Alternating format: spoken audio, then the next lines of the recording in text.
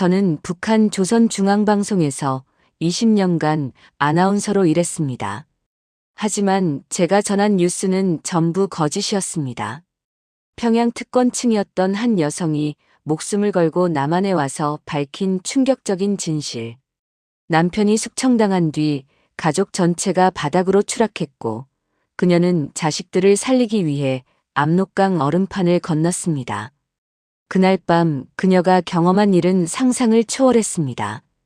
과연 무엇이 그녀를 그토록 절박하게 만들었을까요?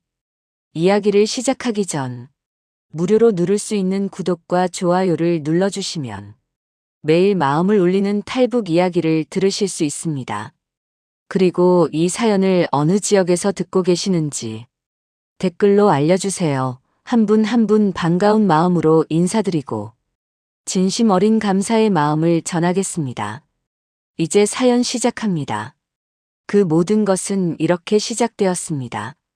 2015년 가을, 저는 평양 중구역 대동강변 아파트에서 살았습니다. 조선중앙방송 아나운서로 20년을 일했으니 그때 제 나이 49이었지요. 매일 아침 6시면 일어나 방송국으로 출근했습니다. 우리 집은 특권층이 사는 곳이었어요.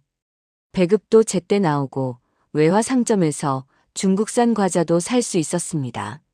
이웃들은 방송국 아나운서 사모님이라며 부러워했지요. 방송국에 앉아 원고를 읽는 게 제 일이었습니다. 위대하신 원수님께서 오늘 현지 지도를 나가셨습니다. 라는 뉴스를 매일같이 낭독했어요. 그 시절 저는 의심하지 않았습니다. 아니, 의심할 수 없었습니다. 남편은 당 간부였고 딸아이는 김일성 종합대학에, 아들은 김책공업대학에 다녔습니다. 우리는 평양 사람들이었고 그것만으로도 북한에서는 특별한 존재였지요. 명절 때면 고기도 배급받고 김장철에는 배추도 넉넉했습니다.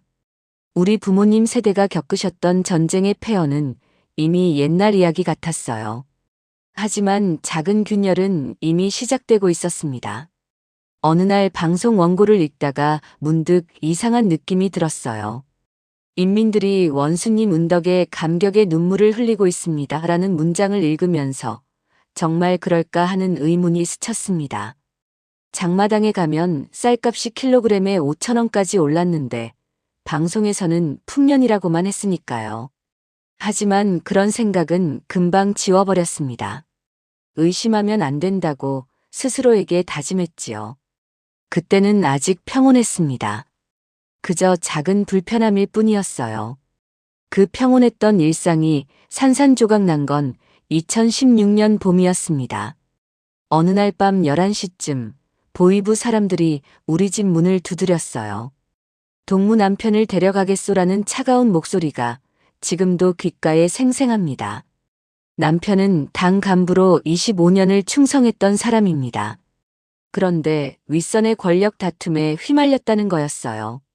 무슨 말인지도 모른 채 남편은 끌려갔고 그게 마지막이었습니다. 사흘 뒤 남편이 숙청당했다는 소식을 들었습니다. 구체적인 이유도 알 수 없었어요. 그저 당에 충성하지 않았다는 죄목뿐이었지요.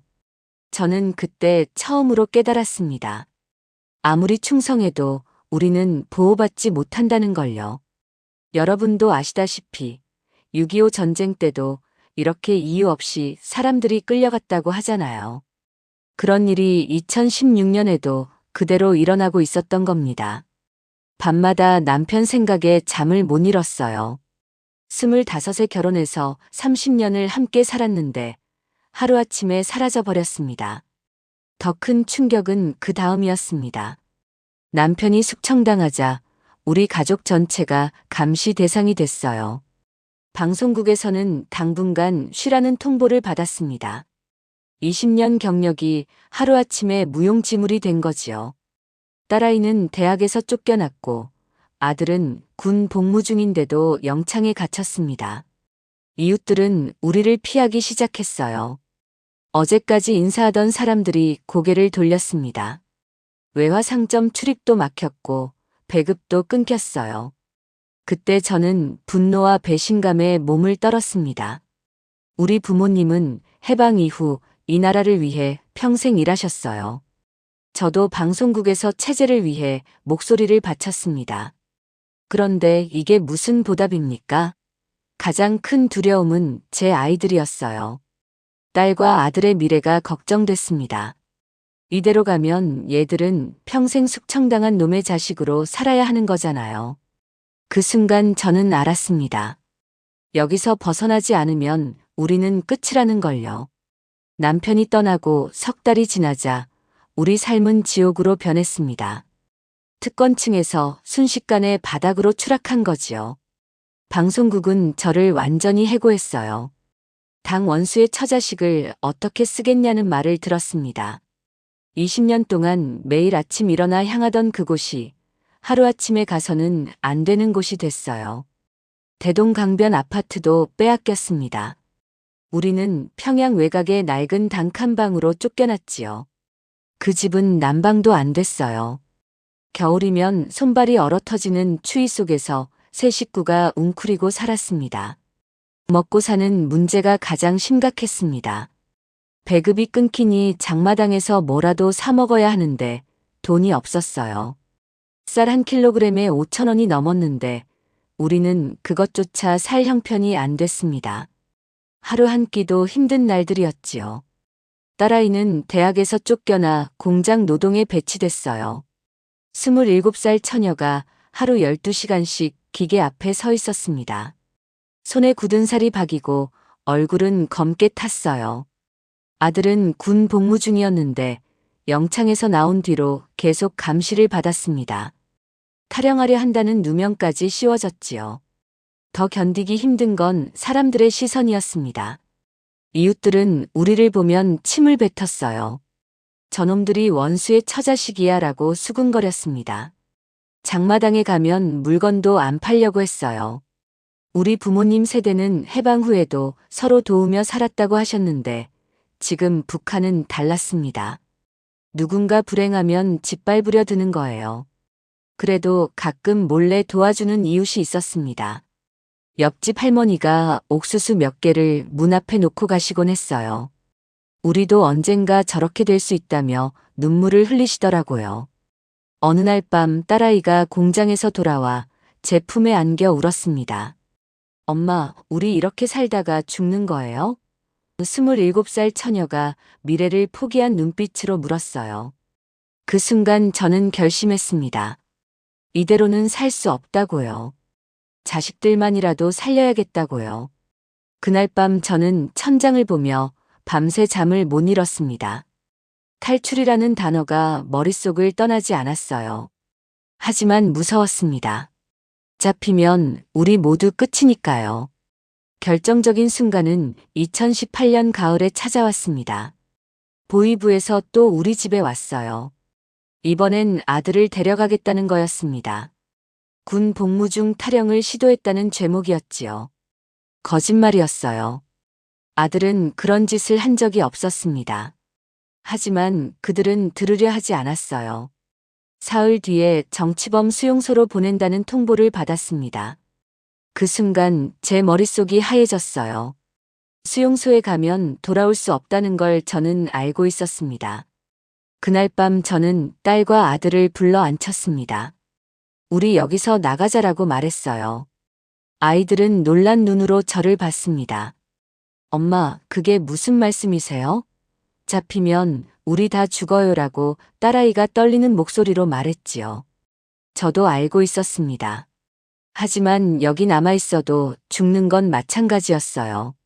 자식들만이라도 살려야겠다는 생각뿐이었습니다. 여러분도 아시다시피 부모라면 누구나 자식을 위해서라면 목숨도 내놓잖아요. 저도 마찬가지였습니다. 다음 날부터 준비를 시작했습니다. 예전에 장마당에서 알게 된 아주머니가 있었어요. 그분이 중국에 조선 쪽 친척이 있다고 했던 게 생각났습니다. 몰래 찾아가서 조심스럽게 물었지요. 중국으로 갈 방법이 있을까요? 아주머니는 한참을 저를 쳐다보시더니 작은 목소리로 말씀하셨어요. 브로커를 아는데 돈이 있어야 해요. 세 식구가 넘어가려면 중국 돈으로 3만 위안이 필요하다고 했습니다. 우리 돈으로 치면 600만 원 정도였어요. 어마어마한 금액이었지요. 집에 있던 물건들을 다 팔았습니다. 남편이 남긴 시계, 제 금반지, 딸아이 옷가지까지 장마당에 내다 팔았어요. 그래도 돈이 모자랐습니다. 그때 옆집 할머니가 몰래 돈을 쥐어주셨어요. 내가 평생 모은 돈이야. 가져가서 잘 살아라라며 눈물을 흘리셨습니다. 그 은혜를 평생 잊을 수 없어요. 사흘 만에 간신히 돈을 모았습니다. 브로커를 만나 약속을 잡았어요. 이번 주 토요일 밤 신의주에서 만나자는 연락을 받았습니다. 출발 전날 밤 저는 남편 묘소에 갔습니다. 여보, 미안해요. 우리 먼저 갑니다라고 속으로 말했지요. 고향집을 마지막으로 둘러봤어요. 대동강변에서 자란 추억들, 아이들이 뛰놀던 골목길, 다시는 못 볼 풍경이었습니다. 가슴이 찢어지는 것 같았어요. 2018년 11월 어느 토요일 아침, 우리는 평양역에서 신의주행 기차를 탔습니다. 겉으로는 평범한 가족 여행처럼 보여야 했어요. 딸아이는 떨리는 손으로 가방을 꼭 붙들고 있었고, 아들은 창밖만 내다봤습니다. 저는 아이들 손을 꽉 잡았어요. 아무 일 없을 거야. 엄마를 믿어라고 속삭였지만 제 목소리도 떨리고 있었습니다. 기차 안은 사람들로 가득했어요. 누군가 우리를 의심하는 건 아닐까 계속 주변을 살폈습니다. 기차가 출발한 지 2시간쯤 지났을 때였습니다. 갑자기 보안원 2명이 객차 안으로 들어왔어요. 신분증 검사합니다. 차가운 목소리가 객차 전체를 얼어붙게 만들었지요. 제 심장이 터질 것 같았어요. 옆에 앉은 딸아이 얼굴이 창백하게 질렸습니다. 보안원이 우리 쪽으로 다가왔어요. 신분증 내시오. 손을 내밀었습니다. 저는 떨리는 손으로 신분증을 꺼냈어요. 보안원이 우리 셋의 신분증을 꼼꼼히 살펴봤습니다. 바로 그때였어요. 보안원이 딸아이 가방을 가리키며 말했습니다. 가방 열어보시오. 순간 머릿속이 하얘졌어요. 딸아이 가방 안에는 중국에서 쓸 옷가지와 함께 작은 USB가 숨겨져 있었습니다. 만약 그게 발각되면 우리는 그 자리에서 끝이었어요. 딸아이가 가방 지퍼에 손을 대는데 손이 너무 떨려서 제대로 열지도 못했습니다. 제가 나섰어요. 제가 열겠습니다. 그리고 재빨리 제 방송국 신분증을 꺼내 보안원에게 보여줬습니다. 조선중앙방송 아나운서였습니다. 남편이 당 간부였는데 작년에 세상을 떠났어요. 남편 고향이 신의주 근처라 묘 참배 가는 길입니다. 침착한 목소리로 말했지만 속으로는 기도하고 있었어요. 하늘에 계신 남편에게, 부모님에게 빌었습니다. 보안원이 한참을 저를 쳐다봤어요. 그 몇 초가 몇 시간처럼 길게 느껴졌습니다. 가시오. 보안원이 신분증을 돌려주며 다음 사람에게로 갔습니다. 그 순간 저는 숨을 겨우 내쉬었어요.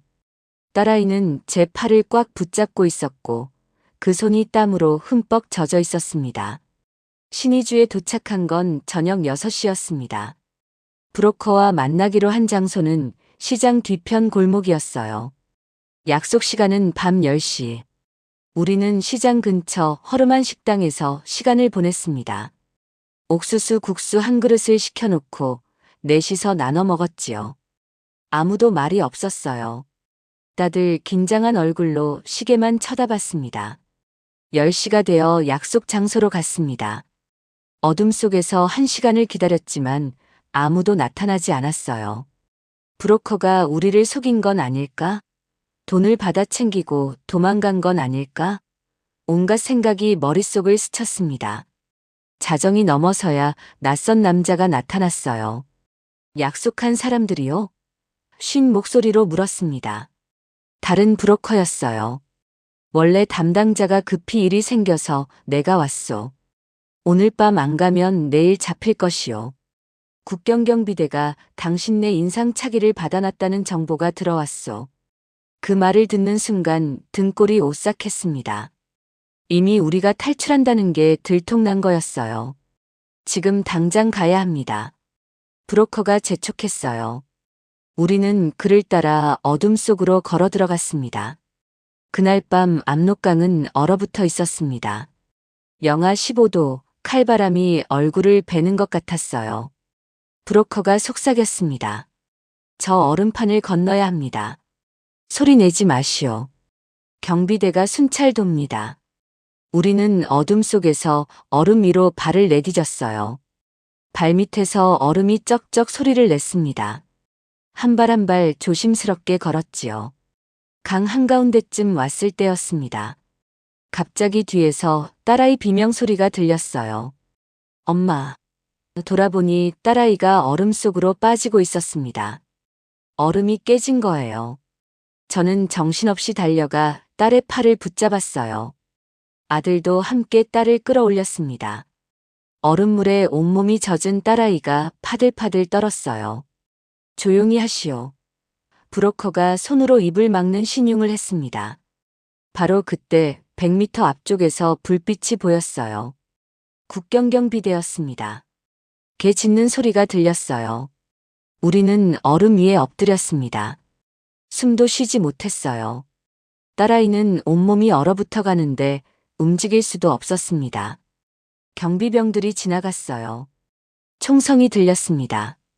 옆에서 탈북하던 다른 사람이 발각된 거였어요. 지금이다 뛰시오. 브로커가 외쳤습니다. 우리는 필사적으로 뛰었습니다. 딸아이를 양쪽에서 부축하며 중국 땅까지 달렸어요. 조선족 집에 도착했을 때 딸아이가 쓰러졌습니다. 저체온증이었어요. 집주인 할머니가 뜨거운 물로 딸을 감싸주셨지요. 1시간쯤 지나 딸이 눈을 떴어요. 엄마, 우리 살았어요? 저는 딸을 끌어안고 펑펑 울었습니다. 하늘에 계신 부모님께 감사했어요. 우리는 살아남았습니다. 중국 단둥에서 석 달을 숨어 살았습니다. 조선족 집 지하방에서 숨죽이며 지냈어요. 밖에 나갈 수도 없었습니다. 중국 공안에 잡히면 북한으로 송환되니까요. 딸과 아들은 몰래 공장에서 일했어요. 저는 중국어를 못해서 집에만 있었지요. 어느 날 집주인이 급히 들어왔습니다. 북한 추격조가 단둥에 왔대요. 오늘 밤 당장 떠나야 해요. 새벽 2시, 우리는 다시 짐을 쌌습니다. 버스를 타고 남쪽으로 내려갔어요.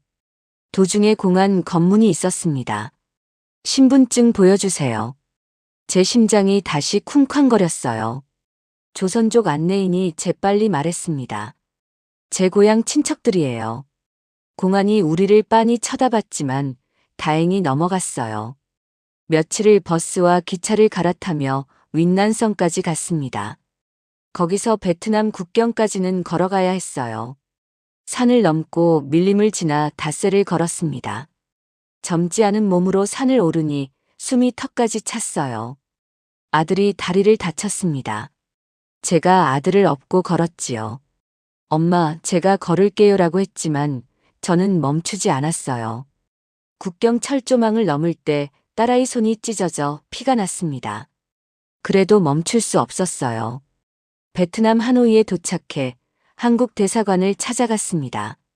대사관 앞에 섰을 때 저는 그만 무릎이 꺾였어요. 제발 살려주세요. 저희는 한국 사람입니다. 직원분들이 달려와 우리를 부축해 주셨어요. 그분들 얼굴을 보는 순간 눈물이 쏟아졌습니다. 이제 안전합니다. 곧 한국에 가실 수 있어요. 그 말을 듣는 순간 모든 긴장이 풀렸어요. 우리는 살아남았습니다. 2019년 초 우리는 인천공항에 도착했습니다.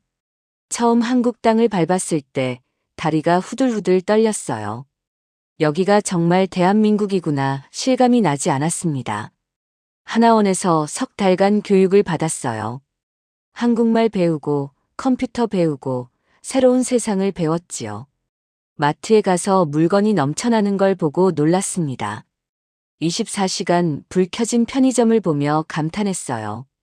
어느 날 하나원에서 텔레비전을 보고 있었습니다. KBS 저녁 뉴스가 나왔어요. 여자 아나운서가 편안한 목소리로 뉴스를 전하고 있었습니다.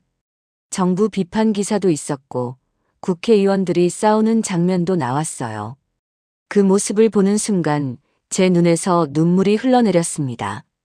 옆에 있던 딸이 놀라서 물었어요. 엄마, 왜 우세요? 저는 말했습니다. 저 아나운서는 자기가 하고 싶은 말을 하고 있구나. 20년 동안 저는 방송국에서 거짓말만 했습니다. 원수님 찬양, 체제 선전, 거짓 뉴스. 제가 읽은 원고는 전부 누군가 써준 대로였어요. 한 글자도 바꿀 수 없었습니다. 그런데 여기서는 달랐어요. 아나운서가 자유롭게 진실을 전하고 있었습니다. 그게 너무 부러웠고, 동시에 제 지난 20년이 너무 부끄러웠습니다. 지금 저는 서울에서 작은 식당 일을 하며 살고 있습니다. 딸과 아들은 대학에 다니고 있어요. 가끔 인터넷으로 북한 소식을 찾아봅니다. 북에 두고 온 친척들이 보고 싶어요. 우리 세대의 통일이 되면 좋겠습니다. 그때는 고향 대동강변을 다시 가보고 싶어요. 그리고 북한 사람들도 자유롭게 말할 수 있는 세상이 왔으면 합니다. 진실을 말할 수 있는 자유, 그게 얼마나 소중한 건지 이제 알았습니다.